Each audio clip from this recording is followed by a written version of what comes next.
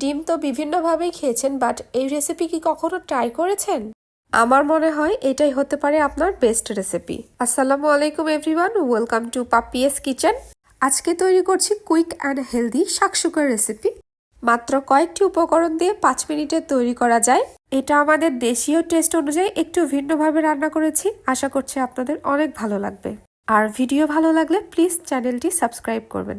শাকসুকা তৈরির জন্য প্রথমে যা যা লাগছে সবগুলো আমি রেডি করে নিয়েছি। প্রথমেই এখানে ধনিয়া পাতা আমি কুচি কুচি করে কেটে নিয়েছি। এরপর দুটো ছোট সাইজের টমেটো কিউব করে কেটে নিয়েছি। আরও নিয়েছি এখানে 3টা বড় সাইজের পেঁয়াজ কুচি করে কেটে নিয়েছি।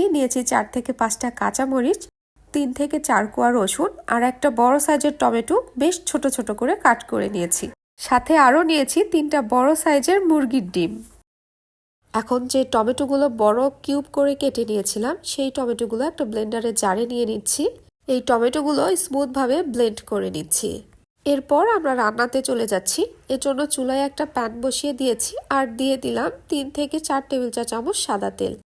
তেল যখন হালকা গরম হয়ে আসবে এ পর্যায়ে এখানে দিয়ে দিচ্ছি কেটে রাখা পেঁয়াজ কুচি, রসুন কুচি আর কাঁচামরিচ। সবকিছুকে একসঙ্গে 2 থেকে 3 মিনিট খুব ভালো করে নেড়েচেড়ে মিশিয়ে নিচ্ছি। 2 মিনিট ভেজে নেওয়ার পর পেঁয়াজ যখন নরম হয়ে আসছে এ পর্যায়ে এখানে দিয়ে দিচ্ছি ছোট ছোট কাট করে রাখা টমেটোগুলো। টমেটোর পরিবর্তে আপনারা এখানে লাল ক্যাপসিকামও ইউজ করতে পারেন। কয়েক সেকেন্ড টমেটোগুলো ভেজে নেওয়ার পর অ্যাড করে দিচ্ছি গুঁড়া মশলা। দিয়ে দিচ্ছি 1/4 টিস্পুন জিরা গুঁড়া, 1/4 টিস্পুন লাল মরিচ গুঁড়া, দিয়ে দিচ্ছি 1/2 টিস্পুন লবণ, আরও দিয়ে দিচ্ছি 1/4 টিস্পুন ধনিয়া গুঁড়া। এবার সব মশলাগুলোকে একসঙ্গে খুব ভালো করে মিশিয়ে আরও কয়েক সেকেন্ড ভেজে নিচ্ছি। ভেজে নেওয়া হয়ে গেলে এখানে অ্যাড করে দিচ্ছি সেই টমেটো পেস্ট।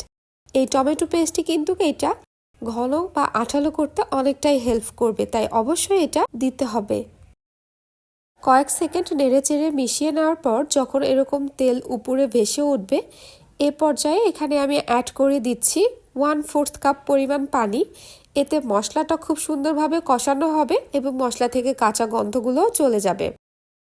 এ পর্যায়ে এটা ঢাকনা দিয়ে ঢেকে রাখছি 2 থেকে 3 মিনিটের জন্য। এর মাঝে পানিটা শুকিয়ে তেলটা উপরে ভেসে উঠবে। এই তো আমাদের রান্নাটা প্রায় হয়ে এসেছে। এখন এখানে আমি দিয়ে দিচ্ছি কিছুটা পরিমাণ ধনিয়া পাতা কুচি। এতে খুবই সুন্দর একটা ফ্লেভার আসে। যারা ধনিয়া পাতা পছন্দ করেন না তারা স্কিপ করতে পারেন। এখন এর মাঝে একটু আমি ফাঁকা করে নিচ্ছি যাতে ডিমটা দিলে খুব সুন্দরভাবে বসে যায়। এবার এক এক করে আমি 3টা ডিম এখানে দিয়ে দিচ্ছি। আপনাদের ইচ্ছা মতো এখানে ডিমটা ইউজ করতে পারেন, যে যার পছন্দ মতো। আবারও এর উপরে দিয়ে দিচ্ছি কিছুটা ধনিয়া পাতা কুচি। দিয়ে এটা আমি ঢাকনা দিয়ে ঢেকে রাখছি 3 মিনিট। আর এই পর্যায়ে চুলার তাপ একদম লো ফ্লেমে রেখেছি। এই 3-4 মিনিটের মধ্যেই ডিমগুলো খুব সুন্দরভাবে সিদ্ধ হয়ে যাবে। আর আপনারা যদি ডিমটা আরও একটু নরম খেতে চান সেক্ষেত্রে আরও আগে একটু নামিয়ে নেবেন। দেখলেন তো কত সহজে তৈরি হয়ে গেল মজার একটা রেসিপি। এটা বেসিক্যালি মিডল ইস্টার্নদের একটা ডিশ শাকসুকা। এটা আপনারা ব্রেড, রুটি, পরোটা যে কোনো কিছুর সাথে খেতে পারেন। আমি আশা করছি এই রেসিপিটা আপনারা ট্রাই করবেন, আর বাসায় ট্রাই করলে অবশ্যই আমাকে কমেন্টস করে জানাবেন। আমার ভিডিও ভালো লাগলে আমার চ্যানেলটি সাবস্ক্রাইব করবেন এবং লাইক এবং শেয়ার দিয়ে পাশে থাকবেন। আজ তাহলে বিদায় নিচ্ছি। সবাই অনেক ভালো থাকবেন। আল্লাহ হাফেজ।